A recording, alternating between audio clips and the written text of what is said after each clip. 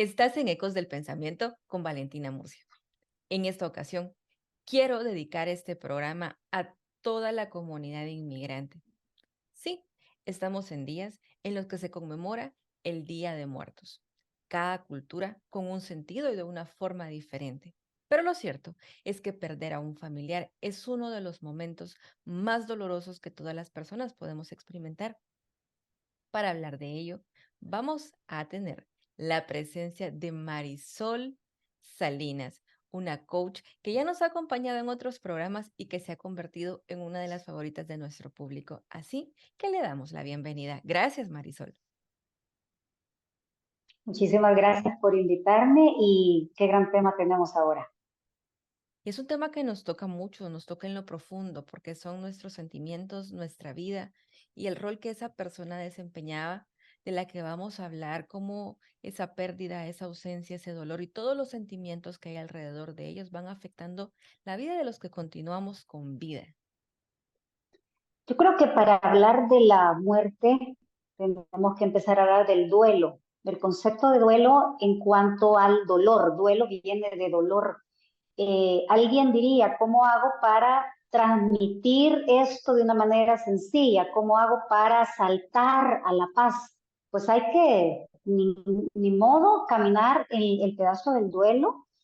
Este duelo tiene muchas etapas y sirve, es muy útil. Por eso es que es importante que incentivemos la vivencia del duelo, más allá de decir, yo he escuchado muchas frases como tu papá no hubiera querido verte así, tu papá hubiera querido que siguieras viviendo bien. Esas son frases bastante tóxicas en el momento de un duelo, porque realmente lo que hacen es entorpecer la salida del dolor. Y hay que transitar el dolor para pasar a la paz. Entonces, un duelo normal lleva varias etapas. La primera es el enojo, la ira, y depende mucho de las condiciones en cómo se dio esta muerte. Luego de eso puede ser que venga una negación, no te lo quieres creer. O sea, parece un cuento. La gente dice, siento que estoy soñando, siento que no es cierto. Y dependiendo de las circunstancias, esta etapa de negación puede durar años inclusive. Luego de la negación viene una parte que es una negociación, es en donde yo siento que si yo entrego algo, yo puedo recibir alguna paz de alguna forma. Luego viene la depresión, que es una etapa muy larga, y al final viene una aceptación, que es donde la gente ya siente paz. Ahora, no es cierto, y eso sí es una de las cosas que más duele a veces decirle a la gente, que luego que nosotros estamos en depresión vamos a llegar a aceptación, pero que luego yo no puedo saltar nuevamente a depresión.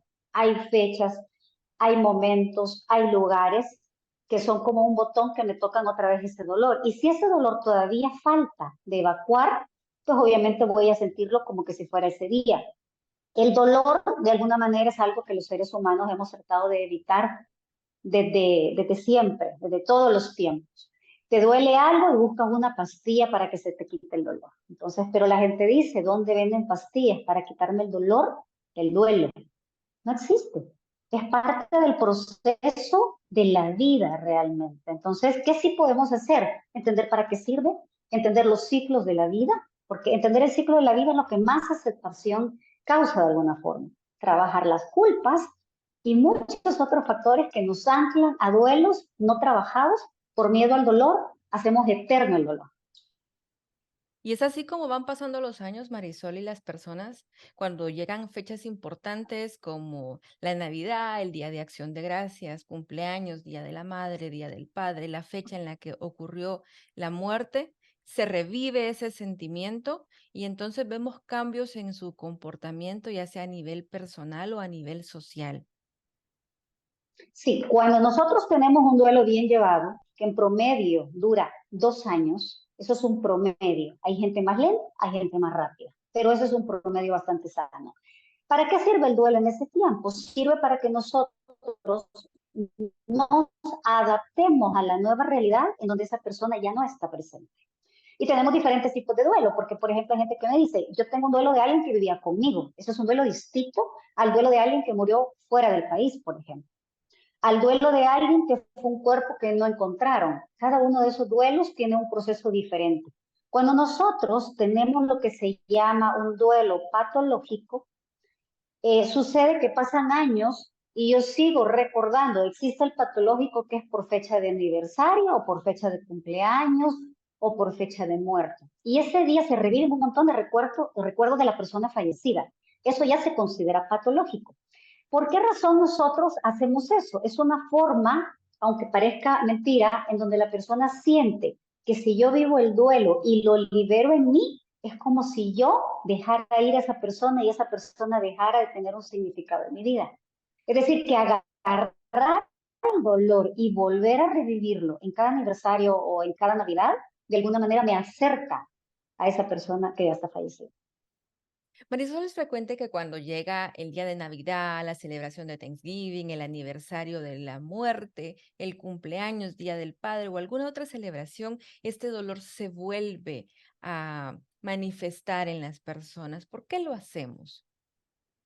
De alguna manera, los duelos patológicos nos llevan a que en estas fechas nosotros volvamos a sentir ese dolor e inclusive hay gente que vuelve a recordar cosas como en el cumpleaños le gustaba comer tal cosa o en Navidad fulanito traía el pavo o si es el día de la muerte es recuerdo que se levantó tranquilo en la mañana, quién iba a decir que en la tarde.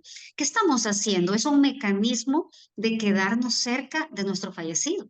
Es una forma de sentir que no lo hemos dejado, porque mucha gente cree que el duelo, y de hecho de ahí viene la vestimenta oscura y negra, el duelo es una forma de hacerle fiel a este fallecido, pero en este serle fiel a veces estamos entregando nuestra vida y un pedazo se la lleva el que se ha muerto.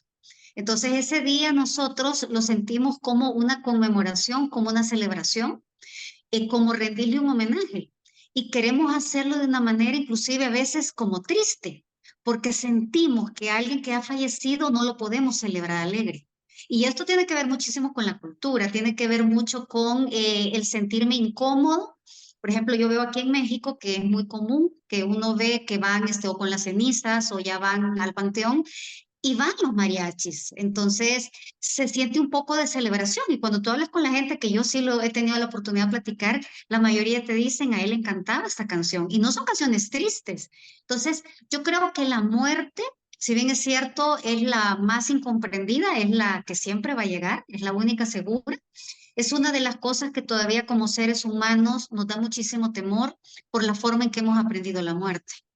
La muerte la hemos aprendido como un final y como una pérdida, pero no la hemos aprendido, que esto se da muchísimo, por ejemplo, en el Oriente, como una trascendencia, como un paso de hacia, y entonces en ese sentido creemos que el que se ha ido lo perdimos, hemos perdido su presencia, pero hay muchísimas cosas que quedaron. Por ejemplo, si fueron tus padres los que fallecieron, quedaste tú.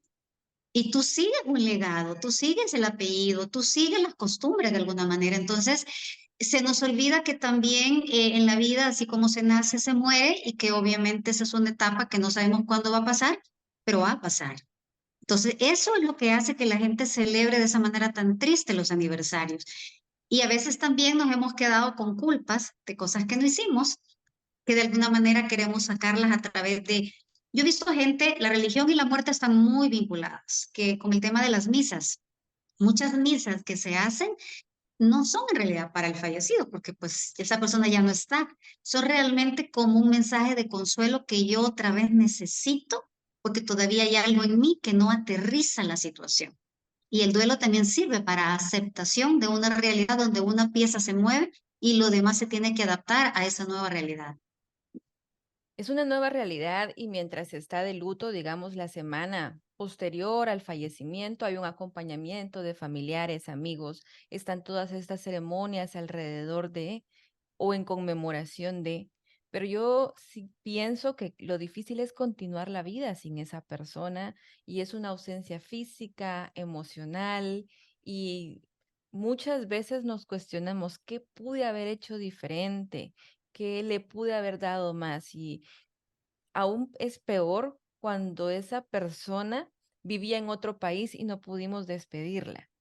Cuando nuestra familia no pudo tampoco sentir nuestro acompañamiento y nosotros tampoco estuvimos ahí físicamente presentes para hacer estas ceremonias de despedida. Hay dos duelos muy difíciles. Una es en el caso de que no encuentren el cuerpo. Por ejemplo, hay gente que desaparece Y por eso se escucha, quiero darle una cristiana sepultura, quiero saber dónde quedó la persona, aunque sea el cuerpo. Pero la otra difícil es el duelo a la distancia. En el caso de los inmigrantes tienen muchos duelos en el proceso de la inmigración y esto es algo que solo los que hemos emigrado y hay condiciones a condiciones podemos entender a otro inmigrante. Por ejemplo, el desprendimiento y dolor duro es cuando te vas y sabes que te vas a vivir a otro país. Hay condiciones que lo mejoran o lo hacen más duro, pero por ejemplo, tienes que desprenderte de tus amigos, de tu grupo, de tu casa, de tu ambiente, de tu zona confortable realmente de vida, de tu trabajo. Yo les digo que inclusive hasta de las calles, porque ya te las sabes perfectamente y sabes para dónde son tus cosas, a lo mejor tenías una casa propia y te tienes que desprender. Yo siento que es como desnudarte y que luego te vuelvas a resembrar en otro sitio y en ese sitio, como cualquier planta que se resiembra al inicio, está como un poquito triste, se le cayeron las hojitas, y esto es parte del proceso del duelo migratorio. Muchas veces se migra a sitios que inclusive no hay familia. La mayoría de las veces es así, donde vamos y somos unos X, unos nuevos, donde tenemos que adaptarnos a esa nueva cultura. Este primer duelo es tan importante para la pérdida en el extranjero y está bien amarrada, porque cuando tú llegas a ese nuevo país, en ese nuevo país no tienes un grupo de tantos años que te sostenga, que es parte del tratamiento de un duelo normal.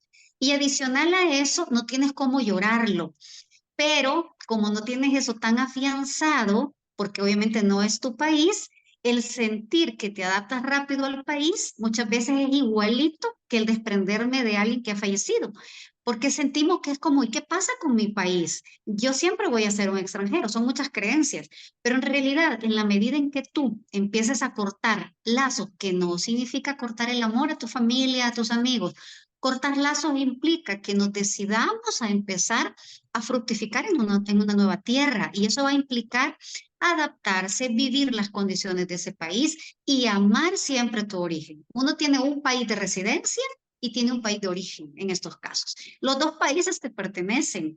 Uno te acoge en este momento de tu historia. Ahora, ¿qué pasa si yo no hice bien este duelo cuando yo llegué a ese país? Entonces yo voy a vivir adentro de mí, aunque viva trabajando todos los días, con una soledad. Es como un gusanito en el que siempre me voy a sentir el extranjero, el foráneo. Entonces, cuando viene y alguien muere fuera, puede ser que mi condición migratoria no me permita viajar, acompañar y hacer todo el tema fúnebre de este familiar. Y esto se podía agravar si yo durante todo ese tiempo estuve aislado y tenía mi duelo abierto de la inmigración y adicional a esto, a lo mejor no tenía un vínculo muy trabajado en la relación con esta persona. Si nos fijamos, se juntan varios dolores. Se junta él, como tú dices, ¿qué más hubiera hecho? ¿Por qué no aproveché el tiempo? En vida, hermanos, se hacen las cosas y empezamos a escuchar muchas cosas en nuestra cabeza. Pero adicional, empiezo a sentirme culpable que estaba lejos. Es como que si yo abandoné a esa persona. Entonces, el duelo se vuelve patológico porque lleva mucha culpa y es muy probable que yo previo a las fechas del fallecimiento empiece a deprimirme durante y después. Y esto puede pasar años. De hecho, uno de los sistemas patológicos del duelo se llama el duelo eterno, que es un duelo donde la persona jamás sale del dolor. Y obviamente tiene mucho impacto en nuestra vida porque al final de cuentas quien se va físicamente ya le tocaba irse o por las razones que fuera tuvo que fallecer. A lo mejor estaba enfermo, no sabemos. Pero el que se queda tiene que seguir viviendo a pesar del dolor. Entonces, debemos un poquito de dejar de tenerle miedo al dolor, porque el dolor es el único camino para llegar a la paz en cualquier circunstancia, inclusive en la inmigración cuando hemos llegado a las nuevas ciudades. El dolor que implica que yo llore lo que dejé, hay un proceso natural, como dije, son 2 años. En el tema de la inmigración de los países, usualmente se da 9 meses, un año, pero si nosotros seguimos colocados y pegados a lo de mi país, se vuelve más largo. ¿Qué significa esto? Por ejemplo, que yo en vez de escuchar música local o radio, yo venga y me coloque una app de mi país. Entonces, eso en realidad puede parecer como que me sostiene temporalmente en la parte emocional, como que me hace sentir acogido, abrazado, pero me está impidiendo que yo me despegue y que viva esta realidad que por algo estoy en este país. Y entonces recordar que llegué por mejoras en mi condición económica, porque me fui a estudiar, porque me hicieron una oferta de trabajo. A algunos les tocó porque tenían que huir, porque ya no podían vivir en sus países, pero en todo caso, ese salirme tiene un objetivo que es para vivir mejor. Entonces, esto nos ayuda mucho a trabajar la culpa cuando se muere alguien fuera en nuestros países de origen, porque de alguna manera nos dice, ¿sabes qué? Yo hice lo correcto que tenía que hacer, no podía estar en otros lugares. Yo tengo una condición migratoria que no puedo viajar o no tengo económicamente los recursos para viajar, entonces yo busco de alguna manera acompañar de otras formas a esta gente que está afuera, ¿verdad? Entonces, sacarnos la culpa creo que es la mitad del duelo en duelos de distancia, que a veces son físicas y además distancias emocionales que ya traíamos. Marisol, también hay algo que se da frecuentemente y es que las familias, por la situación económica, le requieren al familiar que vive en otro país que mejor envíe dinero y que no asista al funeral. ¿Qué daño se le hace a la persona que se le solicita esto en caso de que lo acepte? Lo que pasa es que aquí dependerá mucho de la persona que viva esta solicitud, porque, por ejemplo, para ser bien específicos, si esa persona que está fuera del país le dicen, mira, mejor no vengas, enviando dinero, porque obviamente hay que cubrir muchos gastos y no estaban preparados, esta persona puede dar el dinero, pero adicional tomar la decisión de decir, pero si su situación migratoria lo permite, también quiero viajar. Y quiero viajar no por mi familia que está duelando a este familiar, papá, mamá, generalmente es, sino porque yo quiero ir a cerrar este proceso adentro de mi corazón al país, independiente que yo di dinero para que se cubrieran gastos. Ahora, ¿qué pasa si yo mandé dinero y yo no fui?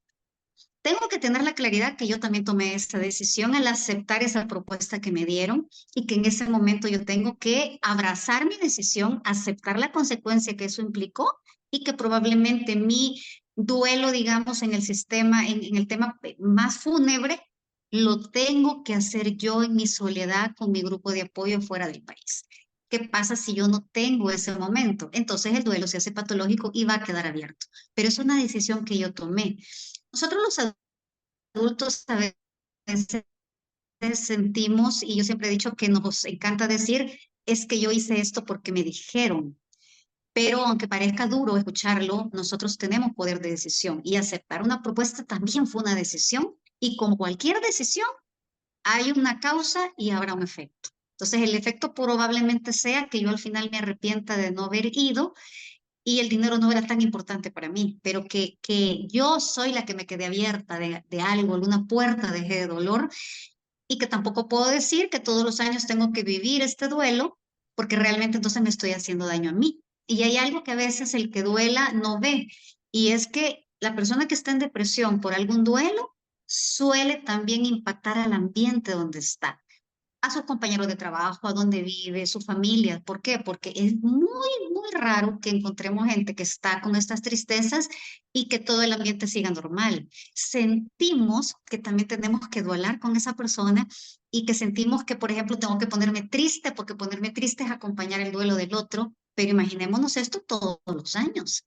Entonces, cuando hay niños chiquitos, de repente es como cállense, que esta es la fecha que murió el abuelito, papá o mamá están mal, pero en realidad nosotros como adultos somos los responsables si no podemos solo buscar ayuda para sacar este duelo, porque imaginémonos 15, 20 años, hay casos de 15, 20 años. Marisol, ¿qué implicaciones tiene para la salud el no vivir el duelo? Todo aquello que tu boca no calla, que tus emociones no salen, van a buscar dónde alojarse en tu cuerpo. La depresión es quizás lo más fácil para ver, pero la depresión es un diagnóstico muy generalizado. La depresión puede dar fibromialgia, puede dar problemas cardíacos. Hay gente que de repente se le detona un cáncer, no puede dormir, viven con insomnio, generan ansiedades. Y al final, ¿qué es lo que está pasando dentro de esa persona? Hay un dolor guardado. Yo les digo, miren, el duelo, imagínenselo ustedes como un gran dolor y ese dolor va a depender del vínculo que yo tenía con esta persona y del valor que doy a la pérdida. Eso es individual. Pero yo no lo quiero vivir porque tengo que seguir trabajando, porque la vida sigue, porque muertos entierran a sus muertos, y yo tengo que ver cómo hago, hay que echarle ganitas. Todas estas frases que realmente no son más que consuelos así, pero no trabajan nada dentro, es que ustedes están guardando el dolor en una gaveta, y cuando ustedes abran esa gaveta, va a volver a salir el dolor. La magia del dolor es que cuando ustedes lo guardan en una gaveta, va a venir alguna crisis o va a venir una fecha en donde van a volver a meter otro duelo porque es un mecanismo de defensa de miedo al dolor, y de repente uno dice, ¿por qué esta persona tiene esta conducta que no la entiendo? Está agresiva, no puede dormir, le da diarrea, o sea, somatiza un montón porque no ha logrado expresar el dolor. Entonces, tristemente, cuando el dolor se traga, busca mecanismos de guardarse en órganos que muchas veces no entendemos de dónde apareció tal cosa. Yo he visto mucha agresividad. La tristeza y el enojo están bien vinculadas. Cuando nosotros somos chiquitos, nos enseñan y nos es más fácil mostrar enojo que mostrar tristeza. Entonces, y esto le pasa mucho a los hombres, tristemente. Entonces, para un hombre es mucho mejor, según él, se ve mejor si grita, se enoja, se pone fúrico, no tiene paciencia, porque a lo mejor tiene un duelo abierto, a que sí asume, estoy triste, me siento mal, porque la vulnerabilidad cree que se ve mejor en el enojo que en la tristeza, pero las dos son vulnerabilidades. Entonces lo que hace es disfrazarlo. Entonces mucho del comportamiento es gente que se vuelve amargada. Y pierden el sentido de la vida, y uno los ve antes de estos duelos, los ve después y dice, cómo se siente de amargada esta persona, cómo perdió las ganas de vivir, cómo perdió la ilusión. Pero en realidad lo que estamos viendo probablemente es una depresión post-mortem en donde el duelo quedó abierto y todavía no lo asume. Entonces, los duelos entre más tiempo pasen se vuelven más patológicos y obviamente más dañinos para el cuerpo, porque el cuerpo es el que manifiesta de manera más fácil lo que el alma siente. Marisol, ¿cuáles son las frases que no deberíamos nosotros utilizar cuando estamos acompañando a alguien en un duelo? De las que yo he visto y de las que a mí en sesiones me han contado, quizás la más vista, voy a decir varias. No te pongas así, acéptalo. Dios así lo quiso. Y siempre con el conselito, ¿verdad? Gracias a Dios que tu papá, tu mamá vivió mucho y vivió bien. Esto ya va a pasar, distráete. No llores, ¿por qué lloras tanto? Pero mira, no fue tu culpa. Tu mamá no quiso verte así. Tu mamá o tu papá te hubieran querido ver valiente. O sea, mira, ahí están tus hijos, te están viendo, tú eres el hombre de la casa. Entonces, todos estos comportamientos realmente que parecen estoicos, en el fondo son miedo a sentir. Cuando se hacen duelos patológicos de hermano en sesiones, es impresionante ver cómo invitamos, y obviamente hay un método para provocarlo, el llanto en todos. Y se sorprenderían cómo en ese momento, si están físicamente, yo que lo hago todo online, se abrazan, lloran y parecen un nudo que parece un solo objeto. Y a mí me ha impresionado cómo el dolor, amarrado al dolor, que el otro me acompañe, es liberador también. Entonces, muchas veces no nos estamos dando estos chances porque estas frases es como que si nos dijeran, sea machito, sea valiente, dé el ejemplo. Usted no se va a morir, la vida sigue, pero nosotros los seres humanos tenemos un gran cuerpo emocional y se nos hizo así y se nos dieron las lágrimas para evacuar, y llorar es perfecto, llorar está bien. Yo les digo a la gente a modo de chiste, ustedes piensen que llorar es como ir al baño a hacer pipí. Tiene que evacuar, tiene que sacarlo. Llega un momento en que la gente me dice, ya no puedo llorar. ¿Por qué? No sé, a lo mejor me eché llave a todas las compuertas de mis lágrimas. Y les digo, hay que provocar ese llanto, porque luego del llanto vienen endorfinas que me hacen sentir bien y siento paz, inclusive da sueño, porque en realidad viene como ese relax. Entonces yo creo que entender que estas frases no consuelan. ¿Cuál es un mecanismo muy sano? Acompañar, muchas veces abrazar, muchas veces estar presente, escuchar lo que tiene que decir. Van a contar muchas anécdotas de esta persona, escuchar y dejar de estar como con esa necesidad de hablarle al otro. En realidad, quien tiene que hablar es esa persona. sea, a veces creemos que tenemos que llegar a dar un discurso porque de chiquitos aprendimos hay que ir a dar el pésame. Y a mí me decía mucha gente, Marisol, ¿y qué es dar el pésame? ¿Cómo se entrega eso? Llegas, abrazas, aquí estoy. ¿Qué pasa cuando ya se ha dado, por ejemplo, el entierro? Que ahí es donde viene un gran bajón anímico en la persona porque se queda sola. Digamos que en la vela está muy rodeada de gente, está muy apoyada y muchas veces inclusive están sedados con pastillas. Cuando pasa, llegan a la casa, esa soledad, a ver los objetos, a tener que arreglar muchas veces documentos, sienten un vacío y un dolor increíble. Yo creo que ahí lo que sirve es la gente de más confianza llegar y decir, ¿en qué te puedo servir? Te traje comida porque la gente deja de comer. Estoy aquí si me necesitas. A lo mejor no tienes ganas de llevar a tus hijos a la escuela. Yo te lo voy a llevar. Déjame ver qué más puedo hacer por ti. Esos actos de servicio son súper útiles en ese momento. Hay gente que no encuentra ni los documentos, que está tan aturdido que siente que, miren, ahorita no puedo ni manejar, o sea, estoy verdaderamente mal. Acompañar a esa persona para mí es el acto más amoroso del dolor que el otro está sufriendo.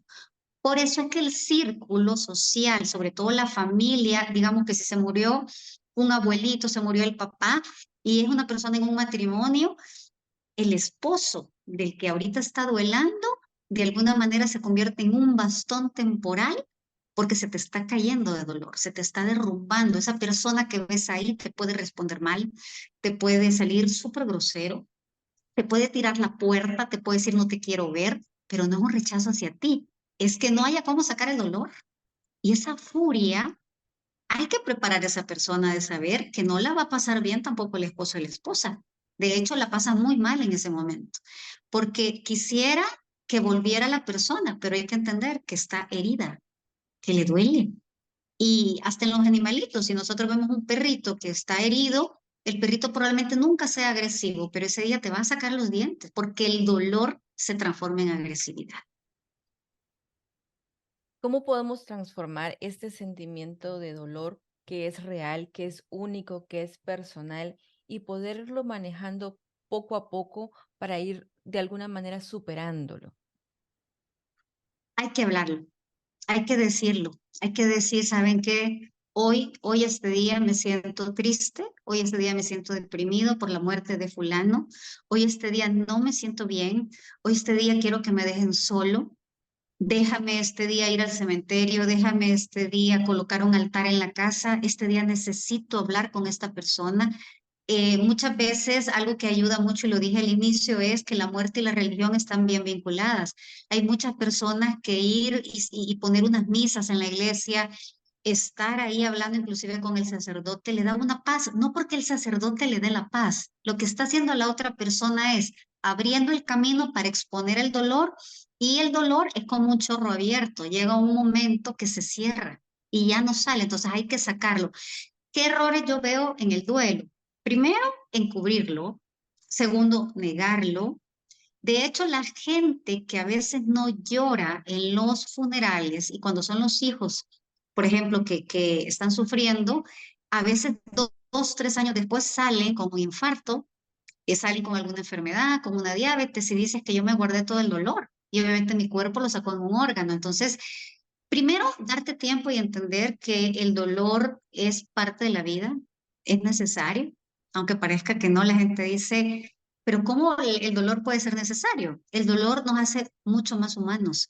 El dolor también nos ayuda a entender la alegría, igual que la tristeza, la identificas, después no identificarías la alegría. O sea, tienen que haber esa luz y esa sombra, de alguna forma. La otra es que hay que comprender que todo mientras estemos en esta experiencia humana en la tierra, vamos a ir viviendo conforme nos hacemos mayores, mayores pérdidas. Pero que estas pérdidas de esta gente en algún momento fueron ganancias porque tuvimos a estas personas, vivimos, convivimos, si fueron familia, amigos, quien sea. Y la otra es comprender que también vamos a ir encontrando otras personas. No vamos a sustituir a las personas, pero vamos a entender que un día también va a ser el día que nos toque a nosotros y vamos a tener que partir y alguien también nos va a llorar. Entonces, es parte de la vida. Yo creo que eso es lo más importante, darte el tiempo, no acelerarlo. A veces yo he escuchado gente que dice, ¿cómo es posible que esté llorando y hace 3 años que murió la mamá o el papá? porque nosotros no sabemos esa persona que es tan individual cómo manejó su dolor. Yo he visto gente, por ejemplo, que no celebra misas, pero que de los 5 o 6 años empieza y dice, tengo culpa y me la voy a sacar a través de una misa. Entonces, a veces lo que nos deja pegado es la culpa, porque mucha gente dice, es que no fuiste un buen hijo, es que lo dejaste al final tirado, es que tu papá nunca te vio, no lo ibas a visitar. Entonces, todos estos mensajes no los creemos, cada quien sabe por qué condiciones no iba a hacerlo, a lo mejor no había una relación tan cercana, y lo que a veces duele más no es que la persona se haya ido, es que yo me haya quedado con pendientes con esta persona, que esos pendientes ya no los puedo trabajar con nadie más. Exactamente, es importante poner atención a los detalles, comunicarnos con las personas que amamos, resolver problemas y no postergarlo porque la muerte de pronto puede ser tan inesperada, un accidente, un infarto, una enfermedad, y nos quedamos siempre ahí con cosas a medias. Si usted tiene algo que resolver, es momento de también situarnos desde el adulto y resolver lo que necesitemos, hablarlo. Tal vez no es tan complicado como nosotros creemos. A veces nos hacemos más historias en nuestra cabeza que lo que en realidad está pasando. Creo que eso que acabas de decir es perfecto como para un cierre. Haga esa llamada si esa persona ha tenido un alejamiento de usted, pero hágalo como dijiste tú, desde la posición adulta, no desde la posición niña o niño. La posición adulta es una posición que hace una llamada no esperando que el otro me dé las gracias, me perdone, me consuele, sino desde la posición del dar, entendiendo que yo soy responsable de esa acción y yo decido hacerla, pero que no soy responsable de la reacción del otro. Muchas veces a mí me dicen, fíjate que yo tengo años de no hablar con mi papá porque nos quedamos enojados. Si yo ahora vivo en Estados Unidos y él vive, vamos a decir, en El Salvador. Y le digo, ¿y qué es lo que más te duele ahorita? Me duele no escuchar la voz de mi papá. Y le digo, ¿de quién depende que la escuches? Él jamás me va a llamar, pero volvamos a la pregunta. ¿Quién necesita esa voz? Me dice, yo. ¿Qué te impide hacerlo? Mi orgullo. ¿Orgullo de qué? De que él crea que yo soy el débil y que entonces él tenía la razón. Entonces, si nos damos cuenta, hay todo un rollo y un conflicto que hemos tratado de llevar a donde nos fuimos a Estados Unidos con el conflicto. Pero la otra persona, seguramente, si es tu papá, también extraña esa llamada. Entonces, para mí la valentía y la humildad está en yo como adulto, hago esa llamada. Lo más que me va a pasar es que no me hagan caso, es que no me contesten, pero mi corazón en ese momento ha hecho lo que a mí me da paz. Entonces, creo que el duelo al final tiene el sentido y las decisiones que tomamos, cada cosa que hagan, asegúrense que lo lleve al carril de la paz. Cualquier cosa, porque la paz es el sinónimo de la felicidad, no es la alegría el fenómeno felicidad realmente. Es sentirte en paz contigo, con lo que hiciste, si han cometido un error, si fueron malcriados, si ustedes sienten que así fue, sin culpa, sino más bien con responsabilidad, llamar y decirle, ¿sabes qué? Yo llamo porque me he dado cuenta que te fallé. Independiente que me den un perdón, es que no lo necesitamos. Lo que necesitamos es liberar el dolor de nosotros. ¿Qué pasa si la persona ya falleció? Si pueden ir al cementerio, si están fuera en otro país, pueden escribirle una carta pidiendo quizás ese perdón que hubieran querido decir, diciendo todo lo que sentían en el sentido de te quise, te amé, aunque no te entendí, papá o mamá. Pero hoy como adulto quiero que entiendas, porque somos energía, que yo quiero vincular contigo. Si no pueden ir a ningún sitio, colocar una rosa ese día, una rosa blanca, colocar una foto y solamente decirle, ¿sabes qué, papá? Te suelto, te dejo ir y te agradezco. Porque hay una cosa que sí podemos agradecer. Aún si tenemos una historia de duelo de esas difíciles de mi padre no me quiso, mi madre me rechazó, la vida. Tú estás aquí porque ese hombre y esa mujer te dieron la vida. Y la vida es el tesoro. Entonces, en realidad yo puedo agradecer, aunque no me educaste, aunque no me cuidaste, aunque no me quisiste, ni hiciste nada, gracias, porque la vida sí me la diste, a través de ti vine. Entonces, creo que el agradecimiento, la paz, el aprender a soltar lo que tengo adentro, es el camino de sanación más grande que el duelo nos puede dar. Y que no vale la pena quedarnos pegados a un dolor y perdernos el vivir con el entusiasmo que deberíamos estar viviendo. Entonces, decir en algún momento, mi papá y mi mamá ya descansan, pero entiendo que en algún momento, a lo mejor si tú crees en que vas a encontrarlos después, probablemente yo me los encuentre, pero en esta vida les voy a dar las gracias y mandarlo como una luz, como una energía, decir gracias papá, gracias mamá, perdóname si no te entendí y te perdono si no me entendiste a mí. Te perdono si no fuiste el padre que yo quise porque no estabas listo para hacerlo. Pero así sucedió y esto es lo que hay. Miren, esto es lo que hay, es totalmente liberador porque ya no tengo que cambiar nada. Esto es lo que hay. Entonces, creo que esa es una manera un poco más sabia y consciente de vivir cada etapa de sus vidas. ¿Qué hay? Esto, ok, lo acepto. ¿Lo acepto significa que me gusta? No. Lo acepto significa que no me voy a pelear con una realidad. Eso es lo que se le llama fluir. Entonces, ya que lo acepto, suelto mi dolor.